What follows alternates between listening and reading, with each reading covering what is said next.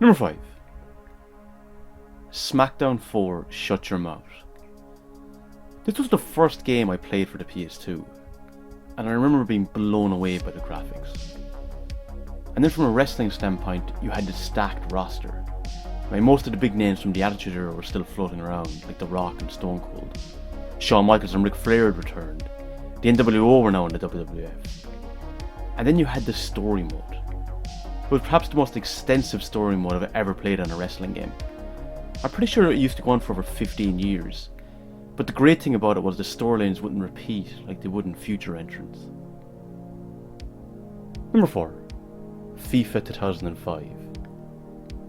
I could have picked any number of FIFA games, but I chose this one probably because I was at the height of my football fandom. Now I still love football today, but I was a teenager here, and I could have probably compiled a list of my top 20 favourite footballers. The graphics for the time were great, as was the gameplay, but perhaps what I really liked about it, similar to Smackdown, was the career mode. You couldn't start off in the top league, so you had to build a reputation and work your way up. I remember starting off in the Championship before moving to Newcastle. I then found myself taking them higher up the league before qualifying for the Champions League and being able to improve the squad by bringing in top players. It was a lot more satisfying moulding a mid-table team into a top side rather than just starting off as a top side. Number 3. The Thing. It's interesting that I played this game long before I ever saw the 1982 film. So when I look back at it now, I can appreciate how it links back to the events of the film.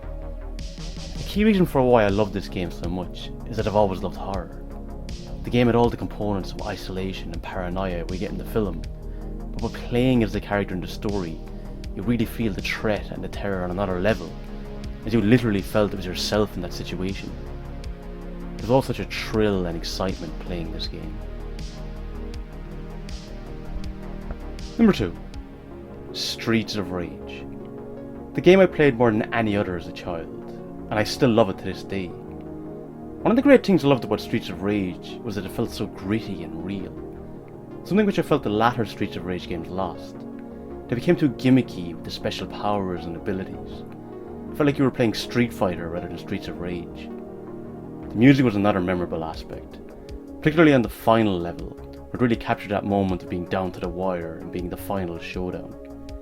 Then there was the ingenious inclusion to have the opportunities to turn bad and become the new crime boss of the city, essentially giving you 2 possible endings. Number 1. Grand Theft Auto Vice City. I loved San Andreas, I loved Grand Theft Auto 5, but for me nothing beats the countless hours of entertainment playing this game. I'd really enjoyed Driver, but this just took things to a whole new level.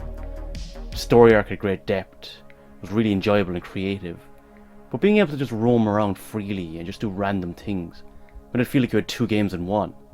There was the idyllic setting of Miami, and then you have it set in the 1980s, which allowed us to discover so many fantastic songs of the decade, while flying in a Lamborghini at top speed, ploughing down anything that got in your way. Okay guys, I hope you enjoyed that video, and let me know in the comments, what would be your top 5 favourite video games? But until next time, slán go fóill.